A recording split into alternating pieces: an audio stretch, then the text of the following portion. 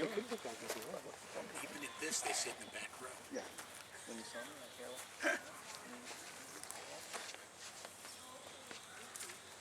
Welcome, everybody. Death has taken our beloved John Altshuler. Our friends grieve in their darkened world. In their silence, there is lamentation. In their tears, there is loneliness. Lost in their sorrow, may they find the presence of loving friends. For John's life that united us in life and which death cannot sever. For his companionship that we shared along life's path and which continues through the tenderness of memory. For the gifts of his heart and mind that brought us joy and happiness and are now a precious remembrance. For all these and more, we give our thanks. As we stand here today, we stand next to a tree that was planted in John's memory. And for some of us, we're here when that tree was planted in Wendy's memory, so there's a lot of memories of people whom we love in this spot, not to mention the beautiful sign that represents the message of camp so powerfully. If there's any message of consolation in our ritual, I think it's the 23rd Psalm. And so for those of you who know it, I hope you'll say it. It was, I think, a special word of consolation all through the generations. The Lord is my shepherd, I shall not want. He maketh me to lie down in green pastures. He leadeth me beside the still waters. He restoreth my soul. He guideth me in straight paths for his name's sake. Yea, though I walk through the valley of the shadow of death, I will fear no evil. For thou art with me. Thy rod and thy staff, they comfort me. Thou preparest a table before me in the presence of mine enemies. Thou hast anointed my head with oil. My cup runneth over. Surely goodness and mercy shall follow me all the days of my life, and I shall dwell in the house of the Lord forever. As a historian, John was particularly interested in the passage of time and what happened during the passage of time. I thought a passage about time would be appropriate. For everything there is a season, a time for every experience under heaven, a time to be born, a time to die, a time to plant and a time to uproot what is planted, a time to tear down and a time to build up, a time to weep and a time to laugh, a time to grieve and a time to dance, a time to throw stones and a time to gather stones, a time to embrace and a time to refrain from embracing, a time to seek and a time to lose, a time to keep and a time to discard, a time to tear and a time to sow, a time to keep silence and a time to speak. Those words are the words of Ecclesiastes from the wisdom literature of the Bible. I think it's safe to say that John wasn't big into all that ritual and liturgy stuff, but I think he would have liked these words written by Albert Einstein. Strange is our situation here upon earth. Each of us comes for a short visit, not knowing why, yet sometimes seeming to divine a purpose. From the standpoint of daily life, there is one thing we do know, that we are here for the sake of each other. Above all, for those upon whose smile and well-being our own happiness depends, and also for the countless unknown souls with whose fate we are connected by a bond of sympathy. Many times a day I realize how much my own outer and inner life is built upon the labors of others, both living and dead, and how earnestly I must exert myself in order to give, in return, as much as I have received and am still receiving. A few days ago I received a beautiful text that it was my privilege to represent Nardi and Sally to read at the celebration of John's life in Cincinnati. The gathering would have reminded you exactly of John. One side of the room was his family and friends of the Jewish community, And the other side, about 50% more than the family and friends in the Jewish community, were all of his railroad buddies. And they were there in wonderful numbers in tribute to this good man. Nardi and Sally wrote a beautiful tribute that, as I said, I had the privilege of reading in their names and in their behalfs. We're fortunate they're going to do it for themselves today.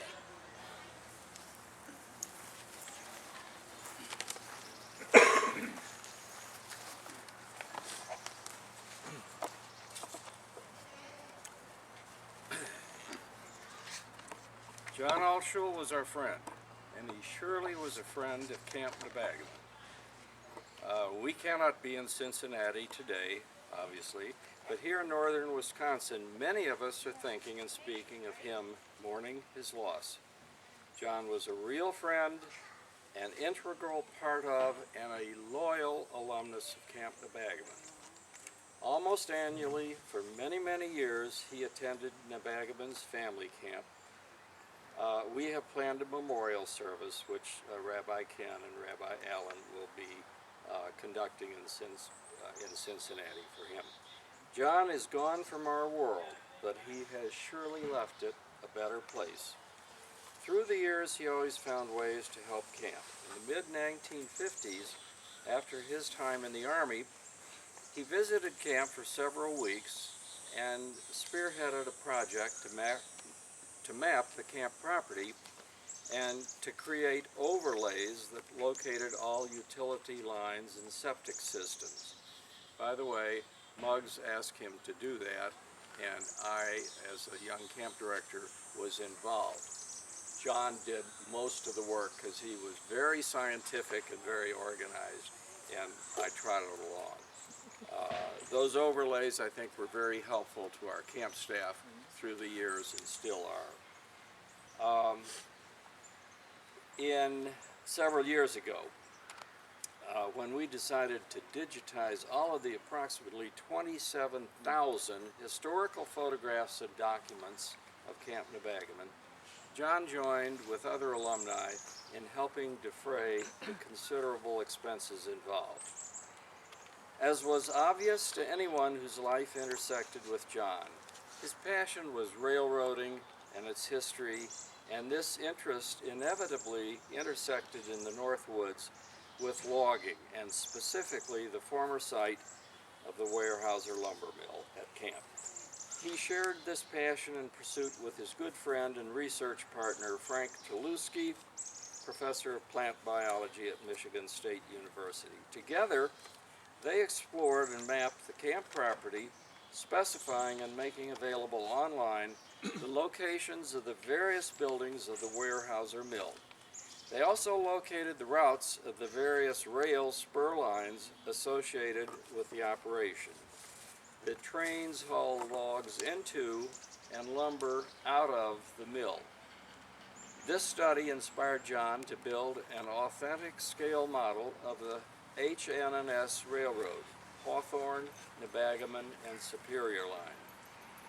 And by the way, the locals used to call it the hooligans, Norwegians, and Swedes, the H&S. Anyway, it's a beautiful and detailed replica that now graces the fireplace mantel in camp's main building.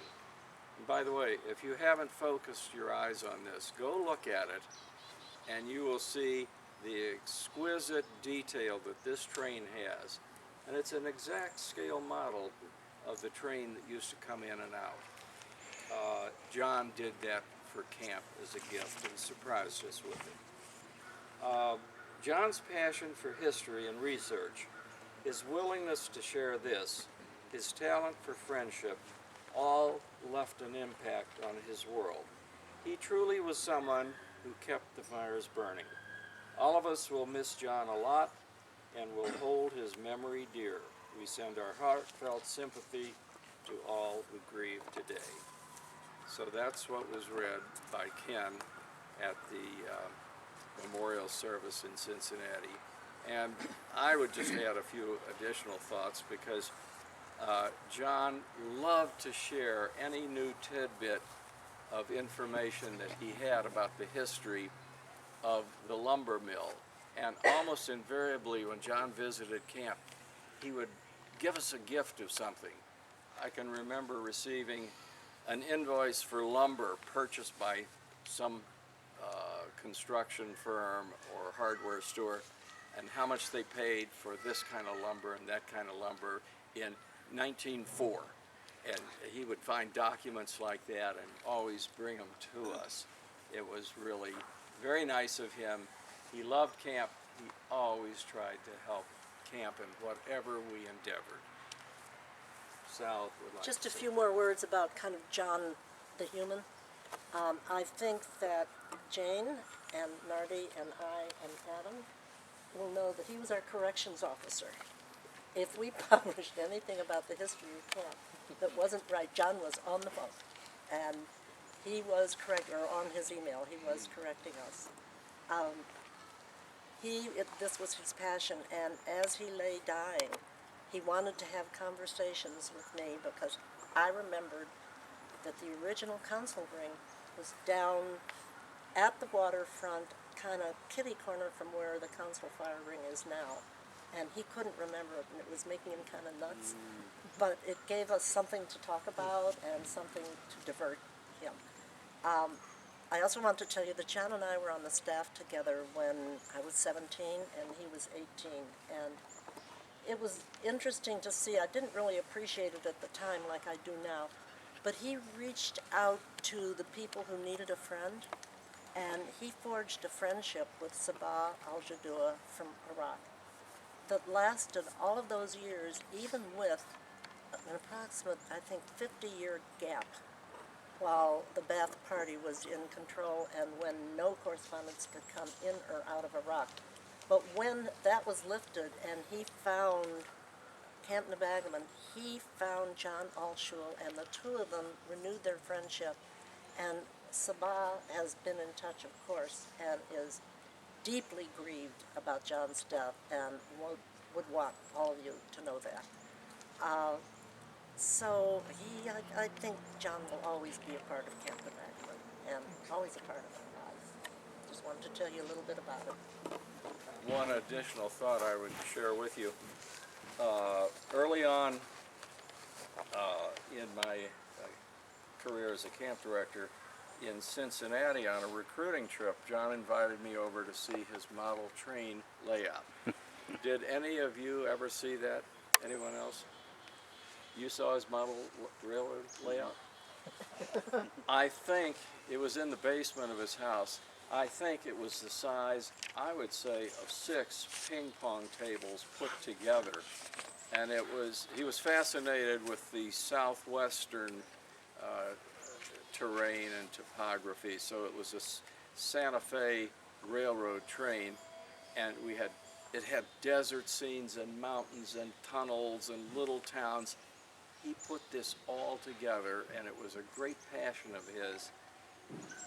One other thing, he also worked with a group of railroad buffs who reconditioned old railroad rolling stock, and he would go out to New Mexico and Colorado and work every spring, and they'd sand and paint and refurbish these old historic railroad cars. He really loved that part of American history and knew an awful lot. He was a really good guy. Thank you.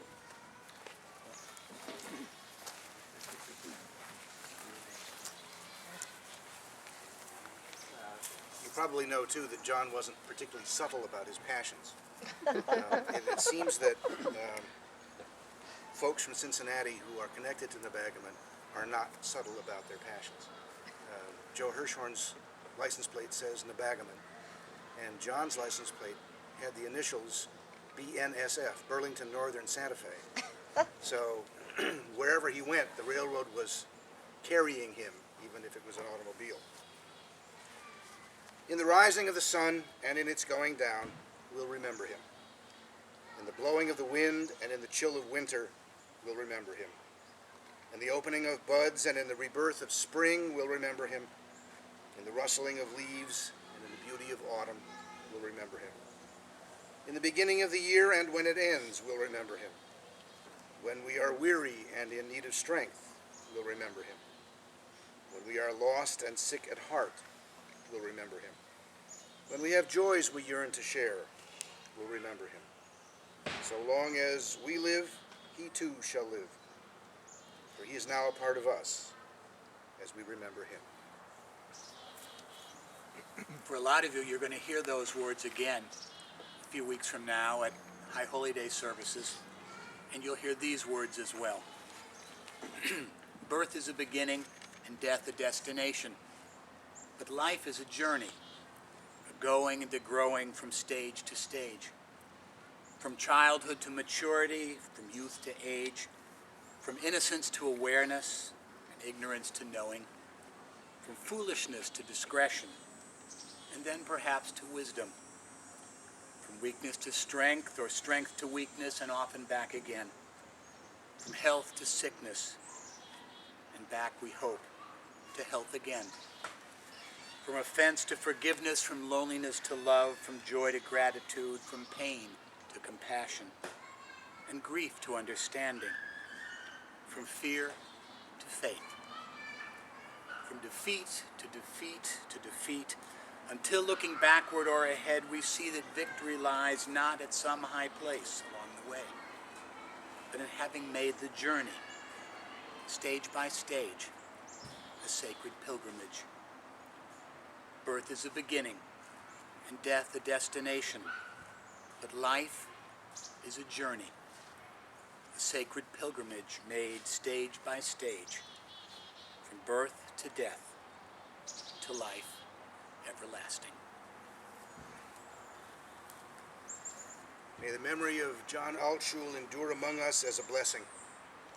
In your own time, O God, when we too are called to eternity, may we leave this life secure in the faith that in your light we shall see light. In life and in death, we cannot go where you are not, and where you are, hope endures.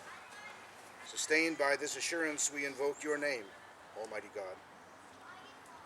Many of you know that there is a prayer that we recite over and over and over again throughout the year, at least once in every worship service that we have, and it is the Mourner's Kaddish. I think John would have been particularly tickled to know that the Mourner's Kaddish never mentions death. He wasn't particularly anxious to talk about it either, but he did say something to me that reminded me that when I said these words, his prophecy would come true. I talked to him several times while he was in hospice, and the last time I spoke to him, he said, "I'll see you at family camp." The last time I spoke to him. And I said, "John?" He said, No. I didn't say I will see you and I'll be in the flesh. But I'm not going to let you be there, and I'm not going to be there. So I have every reason to believe that he's there, because that's much more comfortable than standing here in the heat. But I'm sure he's here. So if you wish to join me in reciting these words, which are very, very life-affirming, please feel free to do so.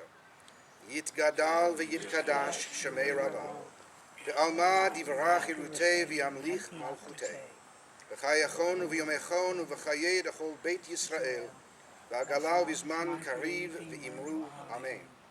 Yehei shmei Rabbah mevarach la'alam u'la'almei almaya, yitbarach v'yishtabach v'yitpa'ar v'yitromam v'yitnaseh, v'yithadar v'yitaleh v'yithalal shmei d'krusha b'richu. Eila min kol birchata v'shirata, tushbechata v'nechemata, da'amiran be'alma v'imru, amen. Yehei shlama rabba min shmaya v'chayim, aleinu ve'al kol Yisrael v'imru, amen. Oseh shalom b'imromav, hu ya'aseh shalom, aleinu ve'al kol Yisrael v'imru, amen. May God grant peace to those who mourn, and comfort all the bereaved among us. While those words are familiar to many of us, these words are familiar to all of us. There is a destiny that makes us brothers. None goes his way alone. All that we send into the lives of others comes back into our own. I care not what his temples or his creeds, one thing holds firm and fast, that into his fateful heap of days and deeds, the soul of a man is cast. Thank you. Thank you. Thank you.